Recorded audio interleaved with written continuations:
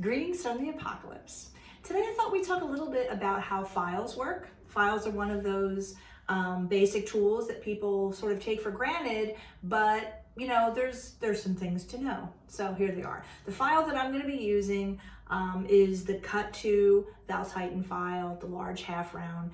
This is my idea of a Goldilocks file. It's like everything is just right, and I use this actually for a majority of my stuff, and it'll definitely be featured on the website with my favorite tools because I think this is indispensable. So the way that all files work is a concept called chip forming.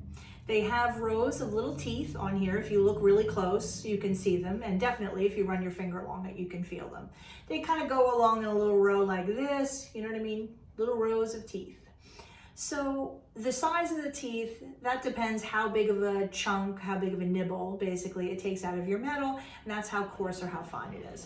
This is cut 2, by the way, which I think is the perfect amount of coarseness. It's just coarse enough to remove the metal, but not so coarse that it's going to leave deep scratches.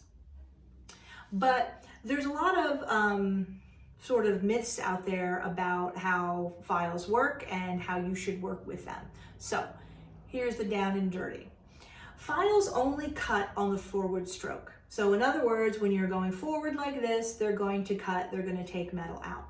When you are sliding backwards, they are not going to do any cutting. However, that doesn't necessarily mean that every time you file, like let's say I'm gonna, file this little sterling shank here, that it doesn't mean you have to, every time you stroke, pick it up and replace it. Because for something big like this, you do kind of tend to stroke and pick it up and start again like this. But sometimes when you're doing filing in little areas, it's much easier to like take your file, it would probably be a smaller file than this, and just go, up and down and up and down. Now, there's nothing wrong with doing that. The whole myth that you have to like pick up the file and start again and pick up the file and start again. What that really is about trying to make your file last a little longer.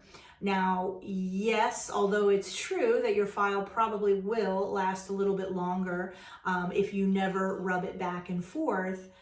I mean, these files last for 10, 15 years.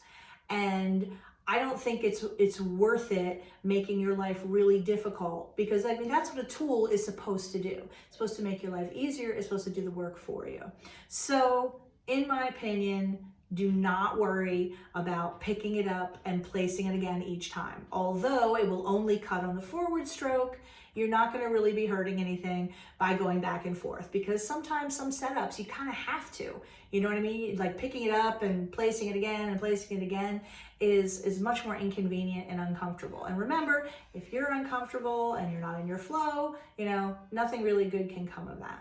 So, and also, they say about good files, you should kind of take good care of them in the sense that if you throw them in a drawer with like 1,000 other steel things, they will tend to get kind of like binged up a bit and wear out a little faster.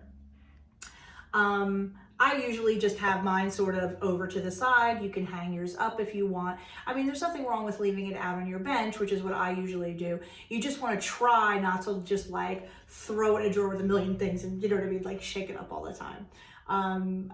I kind of pursue a middle road between I want to take good care of my tools, but on the other hand, it's like they're there to help me do a job. So I'm not going to baby them to the point where I'm aggravated. So I guess that's the Jeanette aggravation line. Once you cross that, it's no good. So those are just a couple little things about files. One thing you should also know about a file is that files are made of steel. And they're generally not tempered, which means that it's hard but relatively brittle. So you never want to take a file and really, because you know how they say, give it a nice sharp tap to get out little pieces of stuck metal. You can do that, but be careful. These are brittle. You don't want to get too crazy and really whack on these or hit them with a hammer or something because they definitely can break.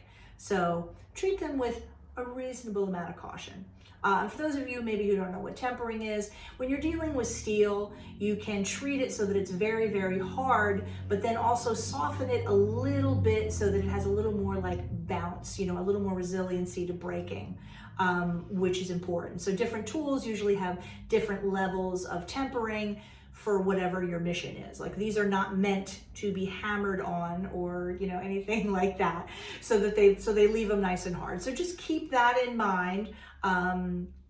Sometimes I've seen people like really whack them hard on something, and you should be a little cautious when you do that.